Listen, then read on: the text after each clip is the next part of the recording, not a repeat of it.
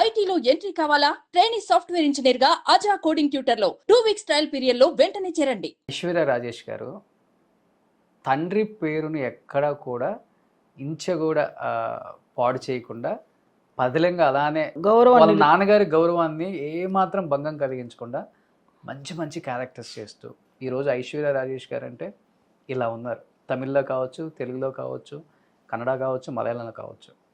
ఎలా అనిపిస్తుంది ఐశ్వర్య రాజేష్ గారి ఆమె ఆ గ్రోత్ చూసినప్పుడు యాజ్ ఏ మదర్ గా ఏమనిపిస్తుంది మీకు? నేను అసలు ఎటువంటి బ్యాక్గ్రౌండ్ లేదు పాపం.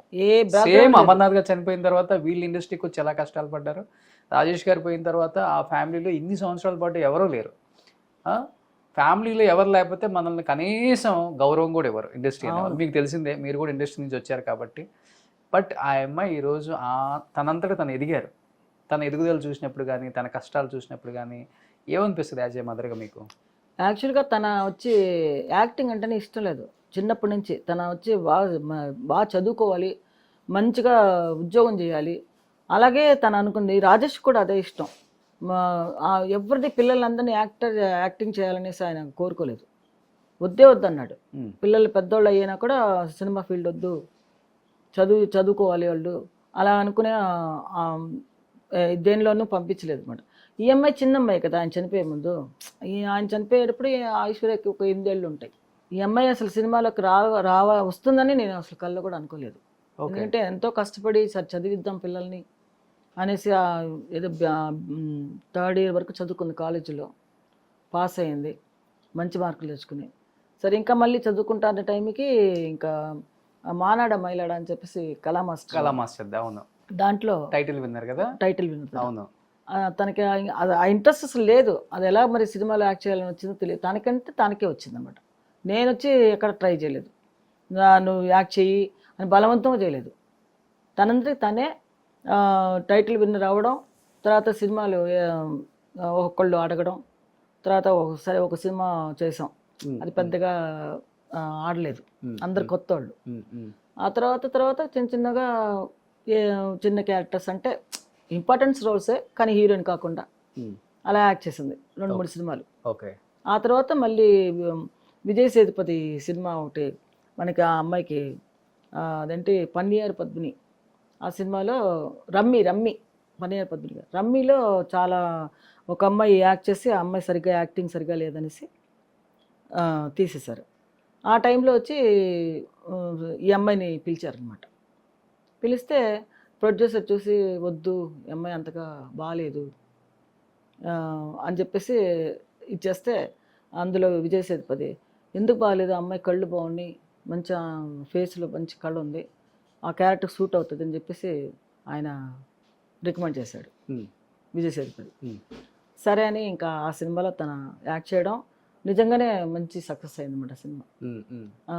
ఆ సినిమా చూసిన తర్వాత పాతింగ్లా ఎలాగ మీరందరూ వద్దన్నారు, అమ్మాయి ఎంత బాగా చేసింది. తర్వాత 2వ సినిమా కూడా ఆయనతో మళ్ళీ పన్నీర్ పద్మిని చేసింది. ఓకే, అది కూడా బాగా వచ్చింది అనమాట. మీరు ఈ మాట చెప్తుంటే గుర్తొస్తుంది, మనం పాతకాలంలో హీరోయిన్లు పెద్దగా అందంగా ఉండరు, కాకపోతే వాళ్ళ హావభావాలు కావచ్చు, వాళ్ళ కళ్ళు కావచ్చు, వాళ్ళ ఎక్స్ప్రెషన్స్ కావచ్చు, ఇంకా వేరే ఆర్టిస్ట్ అంత అందంగా ఎక్కడ కూడా చూపించలేరు.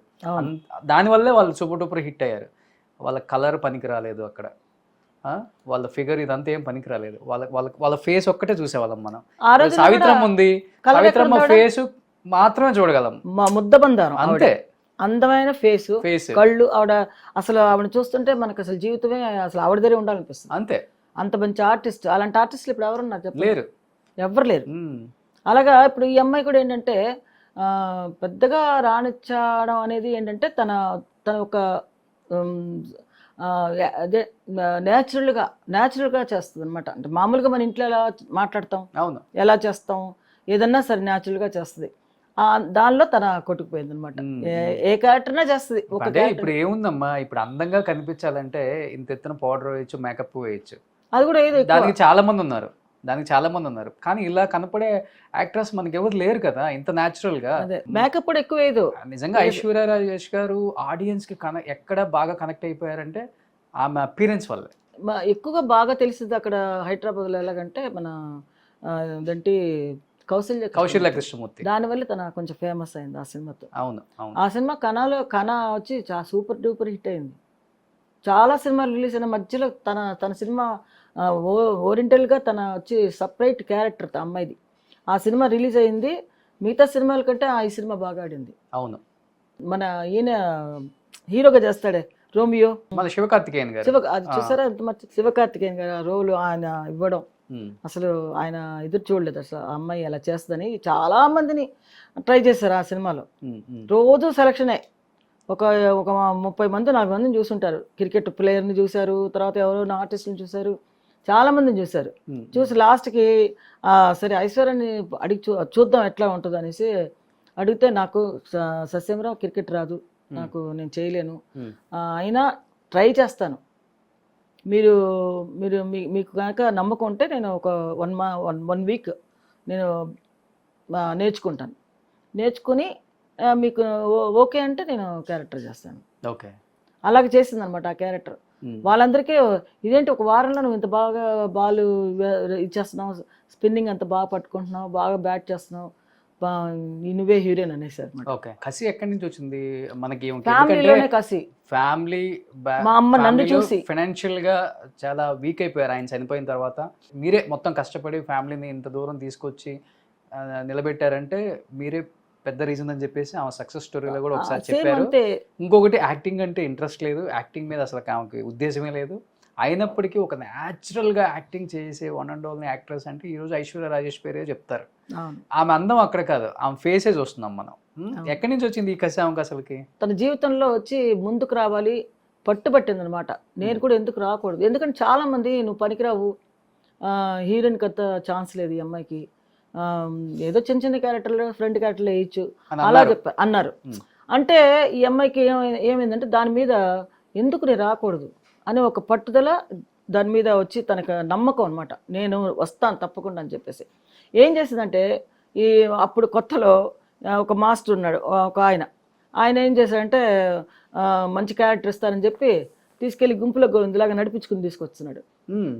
నేనన్నాను ఇలాంటి వేషాలన్నీ వేయకూడదు తమ్ములు, వద్దు వెళ్ళొద్దు, అసలు ఏం అవసరం లేదు, మనకేం తిండికి లోటు లేదు, ఏదో నేను కష్టపడుతున్నాను, మన ఇంట్లో నా ఇన్ని రోజులు కాపాడుకుంటూ వచ్చాను, ఇంకా నువ్వు నా కోసం నువ్వు ఎక్కడికి వెళ్ళకూడదు అని చెప్పేశాను. అలాగా తనకేంటంటే ఇంకా అలాంటివి చేయకూడదు, ఏంటి చిన్న చిన్న పనులు అంటే అమ్మకు ఒక 500 రూపాయలన్నా మనం కష్టపడి ఇద్దాము. అండ్ నాకు బ్యాక్గ్రౌండ్ ఎవ్వరు ఒక్క రూపాయి సింగిల్ పైసా కూడా నా వాళ్ళు అనేవాళ్ళు ఎవరు నాకు హెల్ప్ చేయలేదు. మేము చాలా పస్తులు పడుకున్నామంటే కూడా ఎవరు మాకు ఇవ్వలేదు. అలాంటి పరిస్థితుల్లో కూడా నేను కష్టపడి తీసుకొచ్చి మా పిల్లలకి నేను చదువులు చెప్పించి చిన్న స్కూల్లో నుంచి పెద్ద స్కూల్లో నుంచి ఇంకో పెద్ద స్కూల్ అలా వేశాను. తర్వాత మోహన్ బాబు స్కూల్లో హాస్టల్లో చెప్పించాను 3 పిల్లల్ని. నా దగ్గర ఉంటే నేను చూసుకోలేను, రియల్ ఎస్టేట్ అన్ని తిరగాలి అని చెప్పేసి నేను హైదరాబాద్లోనే చాలా ఒక 1 year నేను రియల్ ఎస్టేట్ కోసం అక్కడే ఉండిపోయాను.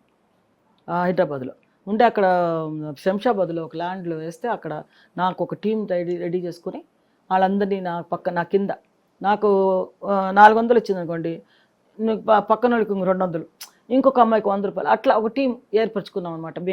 మేమే చేసుకుని డైలీ వెళ్ళడం రావడం. శంషాబాద్కి వెళ్ళి అది బ్యూటీ కింగ్డమ్ అని చెప్పేసి బ్యూటీ ఆర్చర్డ్స్ అక్కడ రిసార్ట్స్ నర్సారెడ్డి గారు అని చెప్పి ఆయన MD, ఆయన దగ్గర నేను చాలా సంవత్సరాలు పనిచేశాను. ఇక్కడ నుంచి ఆయన హైదరాబాద్ వెళ్ళారు అనమాట. మగవాళ్ళే రియల్ ఎస్టేట్ చేయడం కోసం అల్లాడిపోతుంటారు. అదే నేను ఒక టీం తయారు చేస్తాను అనమాట. నేను ఇనిషియల్ డేస్ లో ఎన్ని కష్టాలు ఉంటాయి కదా మరి. ఒక ఫ్లాట్ అమ్మాలంటే ఎంత కష్టం. నేను చాలా అమ్మించాను, 100 ఫ్లాట్లు అమ్మించాను అక్కడ. ఆ వచ్చే కమిషన్తో కొంచెం ఒక సైట్ తీసుకున్నా కూడా కోటేశ్వరాలని నా పిల్లలు అదే తిడతారు, ఏమ్మా ఇంతమందికి ఇప్పించావు, ఒక్క ఫ్లాట్ నువ్వు పెట్టుకోలేదా అని. ఎక్కడ అవన్నీ పెట్టుకుంటే నాకు ఎక్కడ కుదురుతుంది, మీ అందరికి చదువు చెప్పించాలి, మనం అందరినీ బాగుపరచాలంటే అక్కడ ఫ్లాట్ కొనుక్కొని అది చూసుకుంటూ కూర్చుంటాం మనం, అక్కర్లేదు.